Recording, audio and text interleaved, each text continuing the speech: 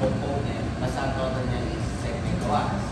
Tapos may load tayo na asynchronous motor, lamp load, static load, induction motor, capacitor. Pag pinag-add mo lahat mo ng value niya, hindi dapat lalagpas na 10 megawatts. Okay? Magpe-perform kayo ng load flows, na short circuit, saka yung single line. So tatlo lang ipapakita nyo na output nyo na ngayong araw. Following week, ma-extend yung submission na yan, yung report. Wala kayong ginawang report doon last time. Nakasulat to, create a report. Kaya wala kayong, kaya 50 kayo lahat. Yun yung dahilan doon, kaya 50 lang kayo sa part na yun. Kasi wala kayong report. Ay, 70%. Lahat na lang may bonus, lahat na lang kailangan dito. Natutuhan talaga ako sa inyo. So, may report yung report na yun, sasabit nyo pagkatapos ng meeting na to next week. So, Tuesday next week, ang submission. Kahit walang pasok yun, sasabit nyo lang naman online yun. So, yun lang yun. Yun lang yung activity nyo.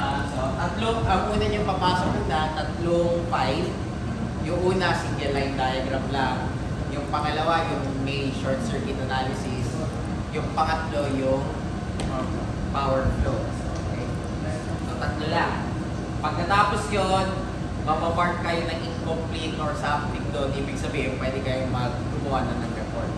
I-extend ko bigla yung submission from April 2, magiging April 9 yan. Kasi gagawin yung report, hindi nyo naman kahit tapusin nyo yung report. Although, pwede nyo naman i-try tapusin kasi si kapatid nung last week, tinapos niya na agad yung report sa mismong araw.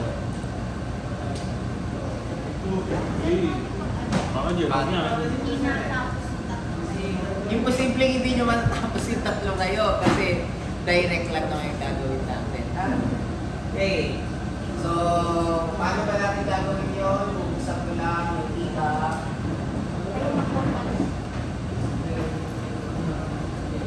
Paki-check lang mabuti kung may internet connection kayo. Kung wala kayong internet connection, hindi nyo ma-ubusan. Then, remind later. Pag nalagyan ng link sa kanya. Tapos, for this case, gawa na lang ang bagong folder.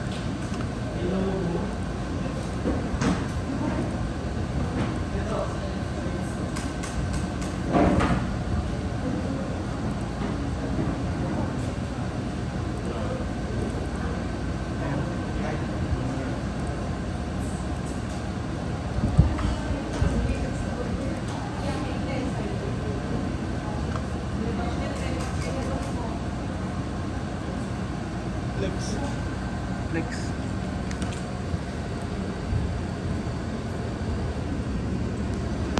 So, lagay nyo lang yung surname nyo tapos exercise.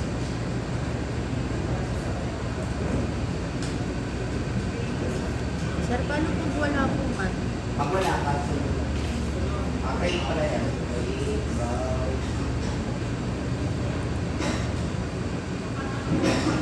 Ano yun? Ano yung age rate? Ayun, meron na pala ako. Ano? Ay, paano po? Lagay nyo lang ang pangalan.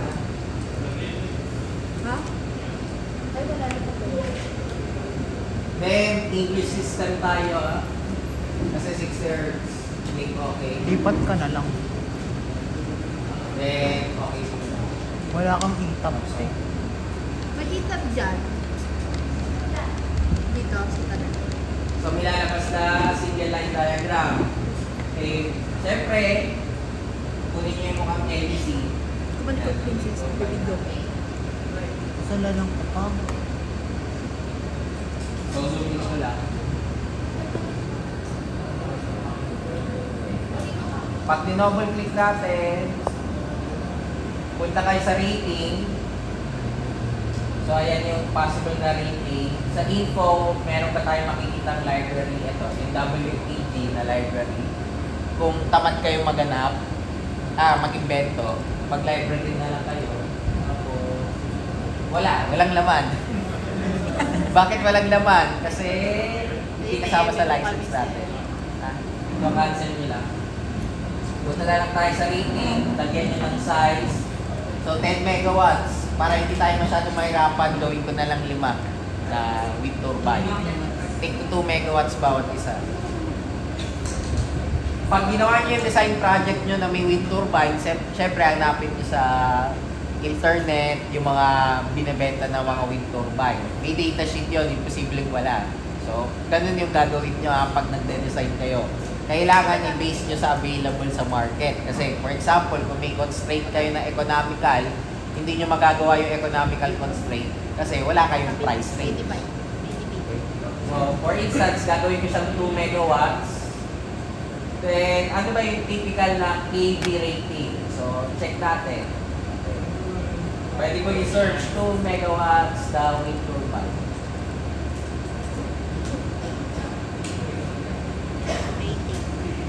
So, ito, General Electric siya. Ang rating niya is, yan. 50 Hz, 60 Hz, 127 meters. May given pa siya na voltage.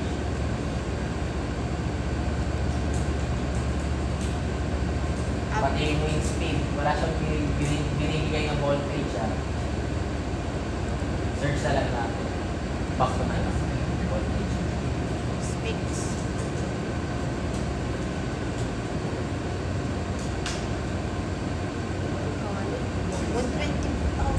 $120,000. 48 volts maliit lang to. Hindi bibili to Hindi nyo pwede gamitin yan sa power, sa large scale power system. Ito yung karaniwan yung maliit. So, ano yung specs? Ito siya. 124,000 na.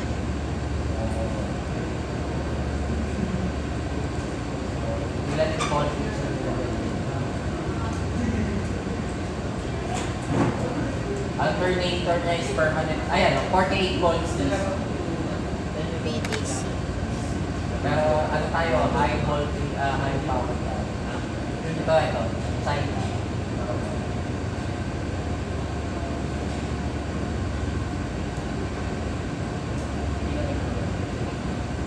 690 volts. AC. So, gagawin natin 690 volts. So, 0.69. 69. So, yan. Then, click OK. Wala naman kayo papalitan dito sa part na to.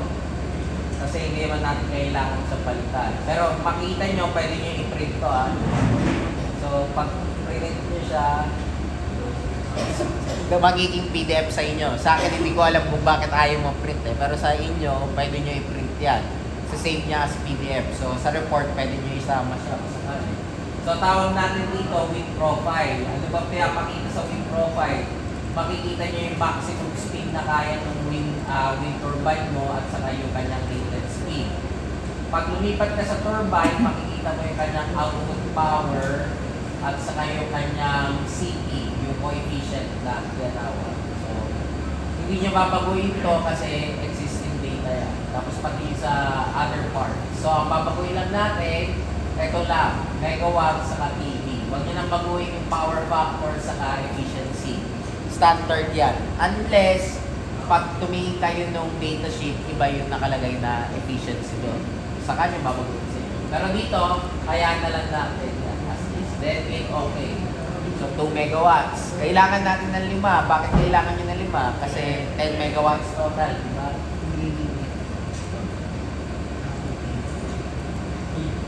So copy-paste lang natin. Hindi tayo magkakapunto.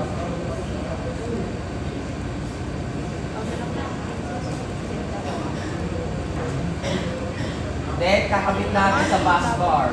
So nasan yung bus bar natin? Bakit mo lang 7? 1356. Okay, tapos ito lang. Walang input. Ayan, meron tayong 69 kV. 0.69 volts the bus. So usually, pagkatapos ng wind power mo, is step up mo yung voltage. Bakit basta step up? Para maliit yung cable. Kasi kung gagamitin mo yung same size niya, 10 megawatts divided by 690 volts times square root of 3, malaki yung capacity. So, ang laki ng wire. So, kaya papalitin natin yung wire. Paano nyo papalitin yung wire? Taasan nyo yung voltage. Kasi pag mas mataas yung voltage, mas mababa yung current natin.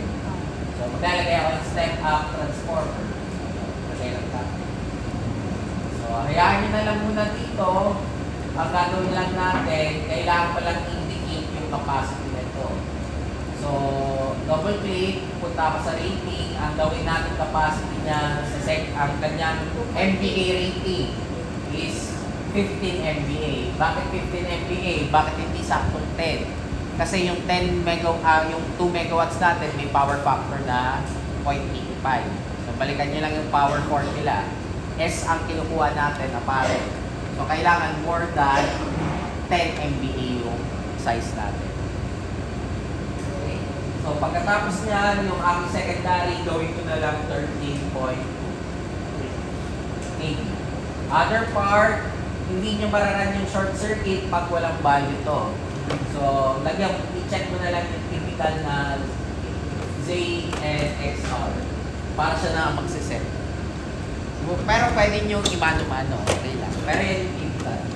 So, hindi magraran yung short circuit nyo mamaya pag walang value to. Okay?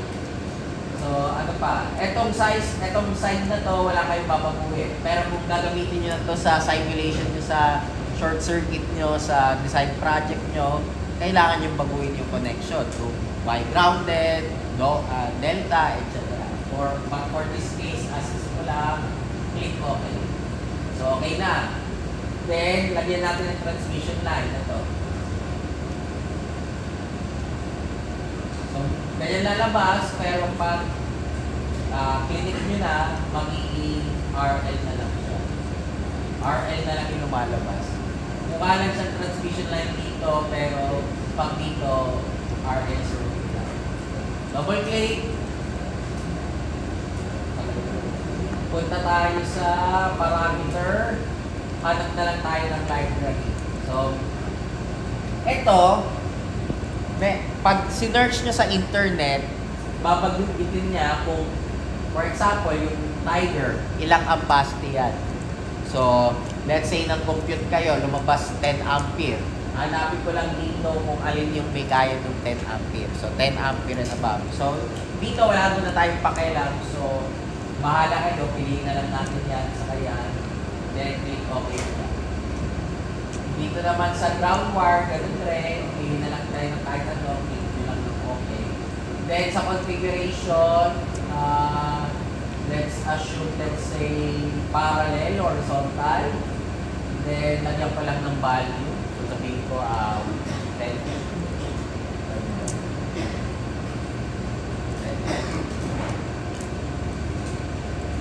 Ayan. Then, ito, sabihin natin 10. Then, click OK lang. Then, transformer ulit. Pero kailangan check nyo yung transformer 3. Dapat ang ating primary ay 13.2, hindi 69. Kasi pag ginawa nyo yung 690 volts yan, mag-error yung load nyo. Dapat 13.2. Then ito po. Then click OK lang natin. Then lagay lang tayo sa pang-busboard dito.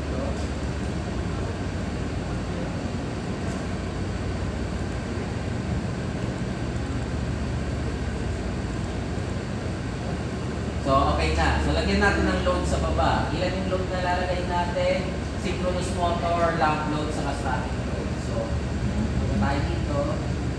Ito yung ating mga value. So, kailangan ko na synchronous motor.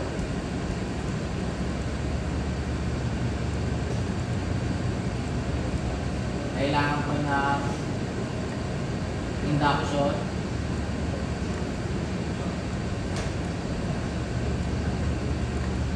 Induction motor, lamp load, saka static load. Walang order yun any order. May bahala. Lamp load. Ito yung static load.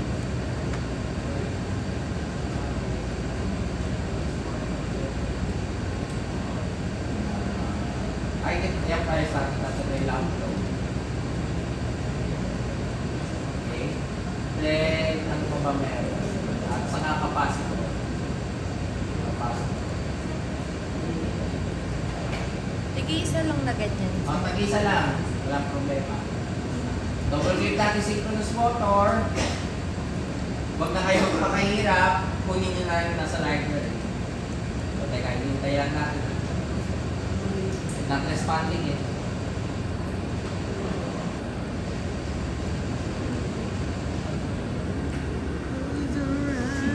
Yan. Tapos, punta tayo sa main page. Library tayo. Hanap tayo dito. For instance, Ano may tumba ka? itong part na ito. Click okay. Pero nakalagay dito 0.48. Nagawa na nga kita ng cinematic eh. Yan lang yung available natin na voltage. Nainis. Ay, isa. So, ang tanong, pwede ba dati ilagay ang 480 volts sa 690 volts? Yes or no? No. Pwede. Pero masisira yung, ano mangyayari doon sa motor? Mababa yung... Masisira.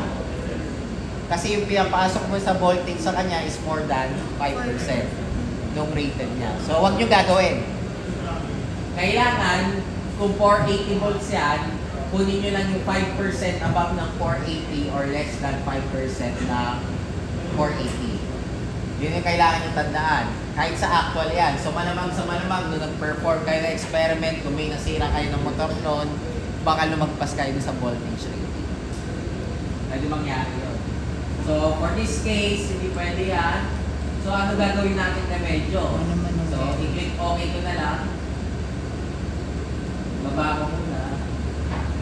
Ah.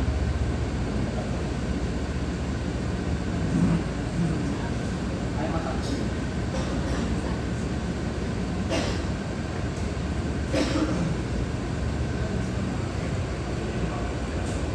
Tinanggal ko muna yung connector, lagyan ko ng transformer. So, transformer. Oh, shit.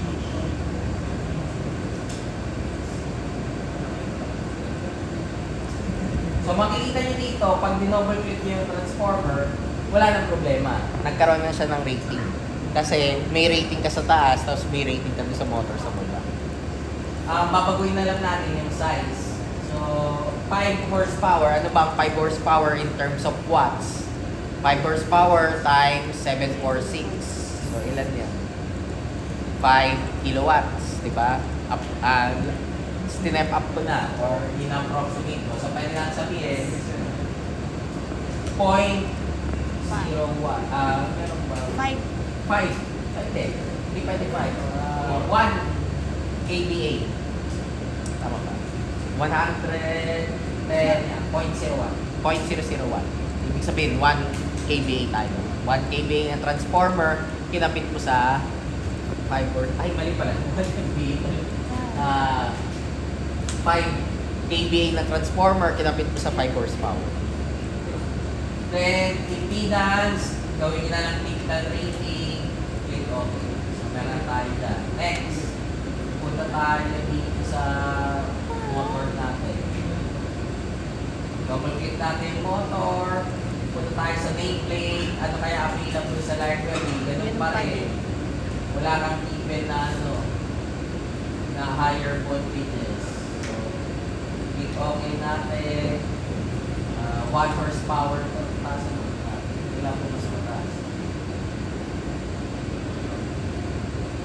Ay, 300 horsepower din namin. 300 horsepower. Ilan ang 300 horsepower sa kilowatts? 300 times 746. Ilang watts yun?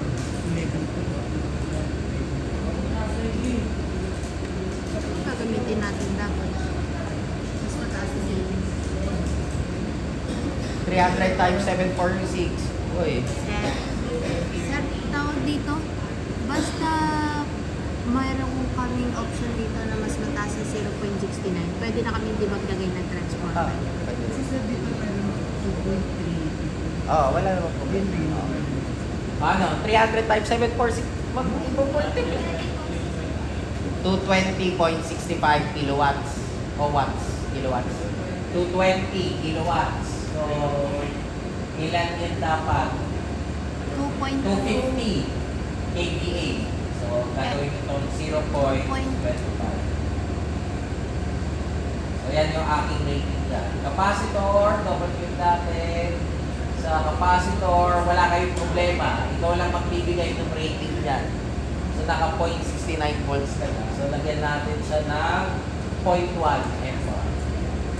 Maximum kV natin is 0.69 na rin. Click OK. So, wala tayong problema sa capacitor. Sa lamp load, double click. Wala kang problema sa lamp load kasi ikaw ang magsiset niyan.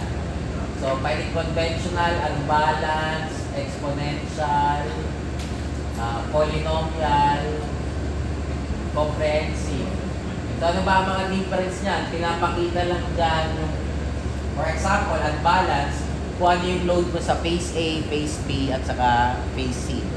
So, para hindi kayo mahirapan, gawin na lang natin conventional. Madalas, ang power factor by default is 85% or 0.85 lagi. So, pag naglagay tayo ng MVA, for example, dito na 2 MVA, ang megawatts mo is 1.7. So, click natin okay. And lastly, yung load. So, sa load natin, lalagyan mo lang dito ng rating. So, sabihin natin 5 MVA. Yung mga nilagay nilang value dyan, kayo bahala. Basta kailangan, pag pinag-add nyo lahat yan, hindi kayo lalagpas ng 15 MVA. Okay. Ngayon ang tanong, magra-run ba to? Siguro. So, i-view muna natin tapos zoom to fit.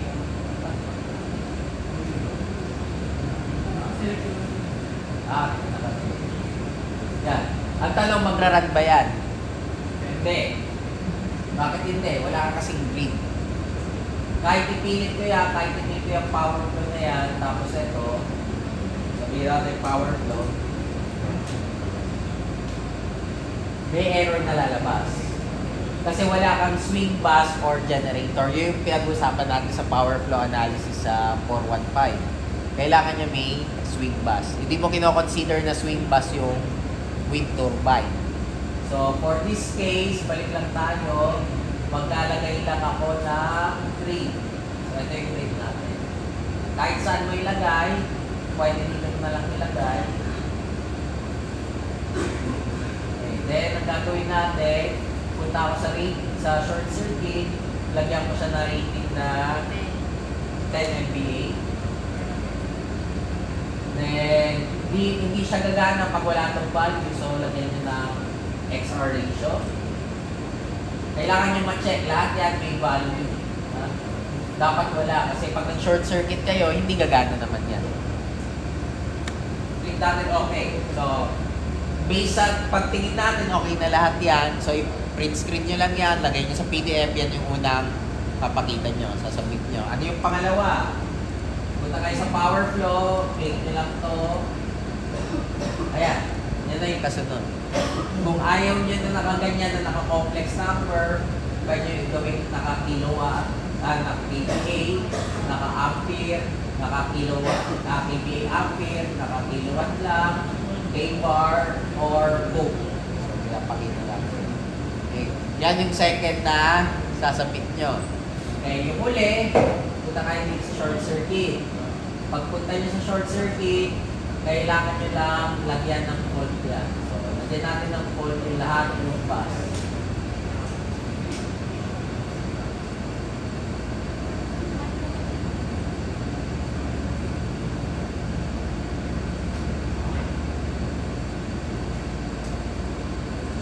So, lahat na nakikita nyo may pula, ibig sabihin, magkakaroon tayo ng short circuit po.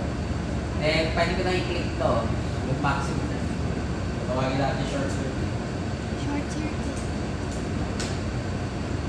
Oh, may nakalagay dyan, yung synchronous motor kasi natin, walang rating. Value. So, pwede mo yung double click, pupunta ka lang yung synchronous motor, check natin yung kanyang Bote. Yan. Or So, yan, zero. wala kang rating dito. Wala kang XRR. So, para hindi ka na mahirapan, 5. 1.741. Compare na lang sa Ah, okay. Oh. click. Okay. Try natin ulit. Yan. Wow, Meron ka ng galing short dito. circuit. So, bakit 0K dito? Dahil 3-phase yung fault natin. Ibig sabihin yung tatlong linya mo naka-short. Kaya wala ka talagang voltage. Itong value na to, ito yung kanyang ampacity. So, ang ginamit natin ay line 3-phase fault. Kung gusto nyo gawin siyang line to ground, palitan nyo lang dito sa display natin. Ito, display. So, gawin ko line to ground fault. Click OK ko. Ang makikita nyo dito yung line to ground. Pag ginawa ko naman line to line, click ko OK, line to line makikita.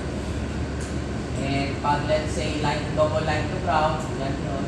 Ito yung makikita natin. So, mas maganda siya, ang kinagandaan dito, makikita mo na lahat at pwede at hindi mo na makikita sa table. Dito, makikita mo na mismo sa single line.